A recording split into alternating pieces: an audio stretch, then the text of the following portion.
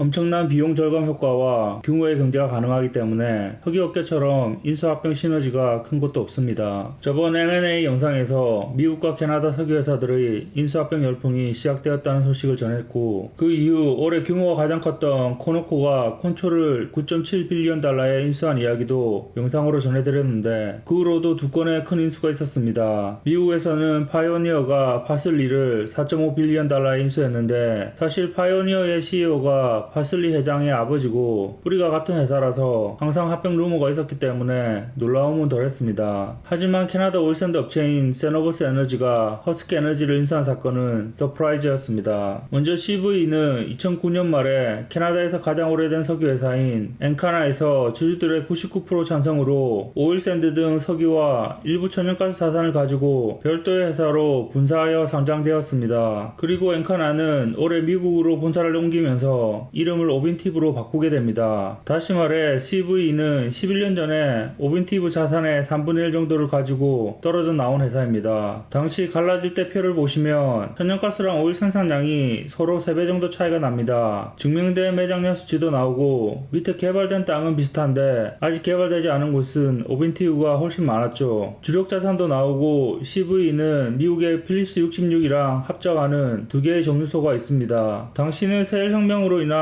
공급 과잉으로 천연가스 가격이 절벽에서 떨어지기 전이었고, 천연가스 가격이 하늘을 찌를 때였는데 천연가스에 전적으로 집중하기 위한 결정이었습니다. 회사가 갈라져서 독립적으로 운영되는 동안에도 캐나다 캘거리 다운타운의 랜드마크인 보우 빌딩에서 한집 살림을 계속했습니다. 그 후에도 오빈티브는 그나마 조금 가지고 있던 오일샌드 자산을 헐값에 전부 다 CV에게 넘기면서 다시는 오일 쪽은 쳐다도 안 볼 것처럼 행동합니다. 당시 CV는 미국 3위 업체인 코노코 필립스와 50대 50 합작으로 오일샌드 사업을 하고 있었고, 다운스트림의 필립스 66과도 미국 내 두 곳 정유소를 50대 50으로 합작하고 있었습니다. 그렇게 10년이 조금 지난 지금 두 회사는 어떻게 변했을까요? 오빈티브의 경우 전에 오빈티브 영상에서 말했듯이 2013년에 천연가스 전문 기업으로 나아갈 방향성을 포기하고 새로운 CEO를 영입한 후 균형 잡힌 생산 프로필을 회사의 새로운 발전 방향으로 채택했습니다. 문제는 가격이 역대급으로 뜨거울 때 매입했던 천연가스 자산을 가격이 저렴할 때 팔고, 반대로 셰일 혁명으로 가장 핫할 때 세일 오일 생산으로 사업을 이동한 사실입니다. 결과적으로 회사의 여러 자산 인수 및 처분 중 상당수는 시기가 매우 부적절했기 때문에 지금 이렇게 재정적으로 고생하는 중입니다. 반면 CV 같은 경우 2017년에 합작하던 크리스타나 레이크 오일샌드 사업의 나머지 50%와 코노코 필립스의 캐나다 서부 천연가스 사업을 전부 13.3빌리언 달러에 사들입니다. 당시 자유당 트리도가 보수당을 꺾고 캐나다 정권을 잡은 후 국가적인 기관 사업으로 마리아나 산업을 육성하고 오일 산업에 대해서는 친환경을 빌미로 보수당에 지원한 오일업계에 대한 보복에 들어갈 거라는 분위기가 형성되자 수많은 외국 기업들이 석유와 천연가스 자산을 팔고 캐나다를 떠나는 분위기였는데, 로열 더치 쉘, 마라톤 오일, 데본 에너지 등도 캐나다 자산을 CNQ 등에 팔 때였습니다. 코노코 필립스도 프랑스 토탈과 합작하던 썰몬트 오일샌드와 액체 함량이 풍부한 몬토니 천연가스 지분을 제외하고 다 팔았습니다. 세노버스의 코노코 자산 인수는 캐나다 역사상 2012년 중국의 CNOOC가 넥센 에너지를 17빌리언에 인수한 이래 두 번째로 큰 인수 가격이었습니다. 당시 사우디 치킨 게임으로 저유가가 한창일 때였는데 전문가들 사이에서 CV가 코노코 필립스에 지불한 금액이 6과 70불 정도일 때 타당할 만한 금액이라며 너무 비싸게 샀다는 평가가 내려지면서 CV 주가는 삽시간에 27%나 떨어지게 됩니다. 당시 CEO는 자신들이 합작하던 프로젝트를 인수한 만큼 시너지는 말할 것도 없고 생산량은 딱 2배가 늘었다며 비싸게 인수한 게 아니라 동업을 했던 만큼 그 가치를 누구보다 잘 알고 있다고 항변했지만 곧 주주들의 반발로 인수 책임을 이유로 사표를 내게 됩니다. 그 후 북미에서 가장 큰 미드스트림 업체인 엠브리지 출신의 현 CEO가 회사를 맡으면서 2019년에는 캐나다에서 가장 경영이 잘된 석유 기업으로 뽑힐 정도로 나름 순탄하게 사업을 이어오고 있었습니다. 정말 아이러니한 건 두 가지인데, 첫째는 애초에 각각 천연가스와 석유 사업에 집중하기 위해 갈라졌던 회사였는데 정작 오빈티브는 3번의 대형 미국 셰일 오일 자산 인수를 통해서 석유와 천연가스 비중이 반반인 회사가 되었고, CV는 여기 표를 보시면 아시겠지만 캐나다 천연가스 생산량이 오빈티브의 반 정도지만 3위 오빈티브에 뒤이어서 중에서 5위로 매겨질 정도로 천연가스 사업도 큰 편입니다. 이럴 거면 애초에 도대체 왜 갈라진 건지 도무지 이해가 안 되는 상황입니다. 올해 오빈티브가 캐나다 캘거리에서 미국 콜로라도로 본사를 옮기면서 올해는 2년마저도 완전히 끝나버렸습니다. 두 번째 아이러니한 점은 11년이 지난 후 오빈티브에서 떨어져 나간 CV의 시총이 오빈티브보다 거의 2배가 높다는 사실입니다. 이런 CV가 최근에 라이벌인 허스키 에너지를 인수함으로써 많은 투자자들을 놀라게 했습니다. 허스키 에너지는 저번 캐나다 M&A 시간에 소개해드렸는데 홍콩의 억만장자 리카싱이 본인과 자신의 투자회사 지분을 통해 70%를 소유한 회사로 오일샌드 등 캐나다 석유 자산뿐 아니라 브렌트 유가 기반의 중국과 인도네시아 연안의 해양자산도 보유하고 있습니다. 캐나다 엘바타주의 정유소 한 곳, 미국 오하이오의 BP랑 공동으로 소유한 정유소를 포함해서 2곳, 그리고 위스콘신의 한 곳의 정유소를 가지고 있고 캐나다와 미국 미네소타에 에탄올 공장도 있고 캐나다 전역에 허스키 주유소도 운영하는 종합석유회사입니다. 위스콘신의 허스키 스피리얼 정유소는 2017년에 492밀리언 달러 인수했으나 바로 다음 해인 2018년에 화재 사건으로 가동이 중지되었고 7억 5천만 달러를 들여서 재건 계획이었으나 코로나 사태로 인해 현재 재건 계획이 일시 중단된 상태입니다. 참고로 캐나다 코스트코 주유소도 허스키에서 공급받습니다. 2018년에 정유소 용량을 맞추기 위해 생산량 증가가 필요하다고 느끼고 캐나다의 순수 SHD 오일샌드 플레이어인 MEG 에너지에 5빌리언 달러 인수 오퍼를 넣었으나 거절당한 후 아예 작년에 본인 소유의 정유소 중 한 곳인 프린스 조지 정유소를 미드스트림 업체인 타이드 워러에 161밀리언 달러에 정리했습니다. 합병 후에 리카신과 그의 투자회사는 새로운 회사의 총 27%의 지분을 보유할 걸로 예상됩니다. 참고로 2018년 당시 MEG가 거절한 오퍼는 주당 캐나디언 달러로 11불이었는데 현재 MEG는 주당 2.4불입니다. 여기 표를 보시면 생산량은 CV가 월등히 많지만 업그레이딩과 정유소 용량은 허스키가 많죠. 파이프라인 용량은 비슷하고 저장고 용량과 전속 자본 등 서로 가려운 것을 긁어줄 수 있어 보입니다. 재밌는 건 요즘 환경 문제가 중요하다 보니 ESG 관련을 보면 2050년까지 제로 배출을 목표로 하고 있다네요. 한마디로 합병을 통해 CV는 자체 정유소에서 원유의 70%를 정제하고 업그레이드 할 수 있게 되었습니다. 여기 코로나 전인 작년 2, 4분기 실적을 비교해보면 생산량은 CV가 조금 더 컸고 다운스트림 사업이 큰 허스키는 매출이 비슷하지만 수익은 CV가 월등히 좋았습니다. 이번 인수가 좀 놀라운 이유는 CV는 동업하던 코노코 지분 인수 후 늘어난 빚 때문에 항상 힘들어했고 올해 코로나 직격탄으로 배당까지 다 제로가 된 상태였기 때문입니다. CV뿐만 아니라 두 회사 모두 상대적으로 많은 부채를 가지고 있기 때문에 한편으로는 갸우뚱했지만 생각해보면 인수라기보다 합병이 맞는 말이고 오히려 이런 합병이 재정적으로 합리적일 수 있을 것 같습니다. 효율 증대와 비용 절감 등 연간 총 12억 달러 정도의 시너지 효과를 기대한다고 하는데 규모의 경제를 통해서 더 나은 수익을 올릴 수 있고 더 큰 회사로서 투자를 유치하는데 유리할 수 있습니다. 당장 부채는 늘어나겠지만 더 빨리 갚게 될 겁니다. 합병 소식 나오고 코노코 때처럼 비싸게 인수했다는 평이 나오면서 CVE 주가는 꼬꾸라지고 허스키 주가는 반대로 날아갔지만 다음날 둘 다 윈윈이라는 분위기로 반전되면서 둘 다 올랐습니다. 물론 그 뒤에 3분기 실적 발표에서 필립스 66이랑 공동으로 소유한 정유소 관련 상당한 손실이 보고되면서 주가는 다시 많이 내렸습니다. 개인적으로 캐나다 오일샌드를 좋게 생각하고 있고 CV는 나쁘지 않은 투자라고 생각됩니다. 단지 코로나를 제쳐두고도 배당이 없고 부채가 크며 바이든 당선 후 향후 키스톤 엑셀 파이프 계획 등의 추이가 좀 걸리기는 합니다. 마지막으로 지금 인수합병 소문이 있는 다른 업체로는 미국 최대 천연가스 생산업체인 EQT도 라이벌인 CNX 리소스 인수를 모색 중이라고 합니다. 오케이, 거기까지.